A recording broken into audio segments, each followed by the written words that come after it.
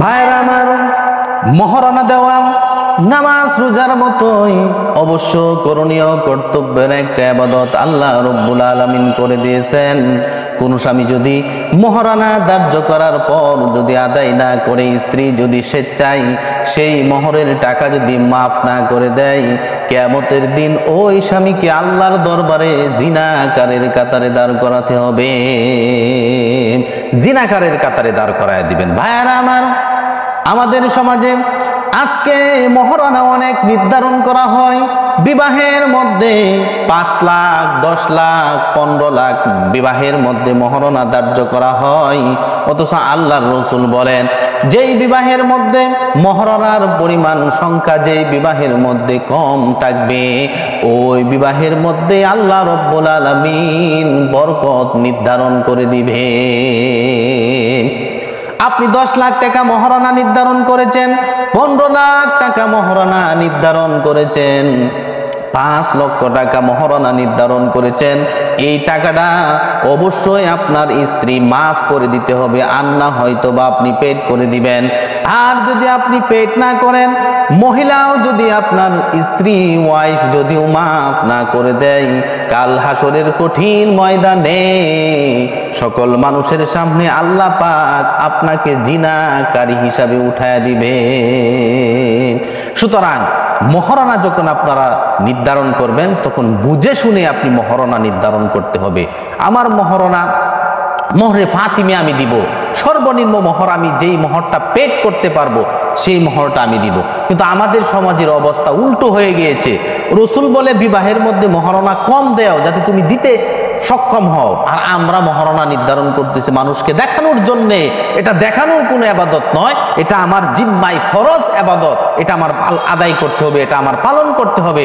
তা না হলে আপনি যদি মহারণার টাকা যদি আদায় না করি, আপনাকে জিনাকারীর কাতারে আল্লাহ রব্বুল আলামিন কাঠগড়ার মধ্যে দাঁড়াতে হবে। এই জন্য মোহর কি কম হবে না বেশি হবে? মোহর যত কম হয় এই বিবাহের মধ্যে ততই বারাকা হয়ে যায়।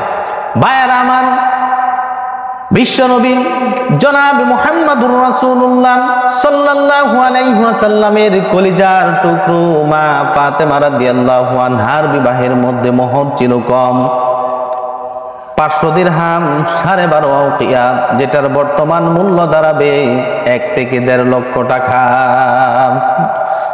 সুতরাং সেই মোহর আপনারা নির্ধারণ করেন, মোহরে ফাতিমি নির্ধারণ করেন। মোহরে ফাতিমি 131 ভরি রূপার দাম যত, 131 ভরি রূপার দাম যত হবে, আপনার মোহর তত পরিমাণ হয়ে যাবে। 131 ভরি রূপা এবং বর্তমান বাজারে 1 ভরি রূপার দাম কত? যদি 1100 টাকা হয়, 1100 পূরণ 131 ভরি, যেই পরিমাণ সংখ্যা দাঁড়ায় সেই পরিমাণ সংখ্যা হবে আপনার মোহর। সেটাকেই বলা হয় মোহরে ফাতিমি। সুতরাং আমি সর্বনিম্ন মোহরে ফাতিমি দেই, তা না হলে আরো কম দেই। কিন্তু আমাদের সমাজে আমরা এটা একটা ট্রেডার্সে পরিণত হয়ে গিয়েছে, একটা মর্যাদায় প্রতীক হিসাবে প্রমাণ হয়ে গিয়েছে।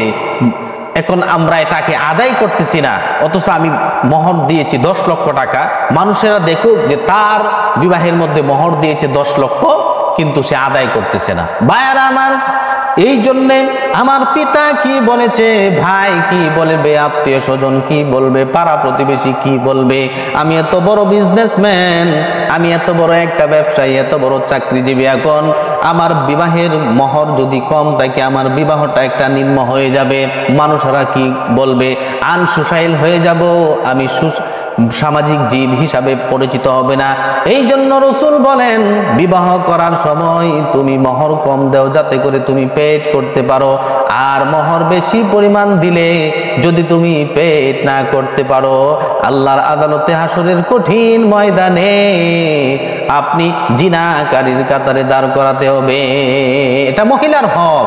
মহিলারা ইচ্ছা করে এই টাকা আপনি দিয়ে দিবেন, ইচ্ছা করলে তার যেটা মন চায় সেটা আদায় করতে পারবে। একটা টাকাও তোমার হক নাই এই মোহরের টাকার মধ্যে। সুতরাং ভাইয়ের আমার আলোচনার শেষ পর্যায়ে এই কথাটাই বলতে চাই, আপনারা মহর যতই নির্ধারণ করেন, আপনি 5 লাখ বলেন, 10 লাখ নির্ধারণ করেন, 15 লাখ বলেন, সব টাকা যদি পেড করার যদি যোগ্যতা থাকে তাহলে আপনি বেশি পরিমাণ মহর নির্ধারণ করেন। আর যদি পেড করার মতন যদি কোনো যোগ্যতা না থাকে, সর্বনিম্ন কম মহর দিয়ে হলেও তাড়াতাড়ি আপনি বিবাহ করতে হবে।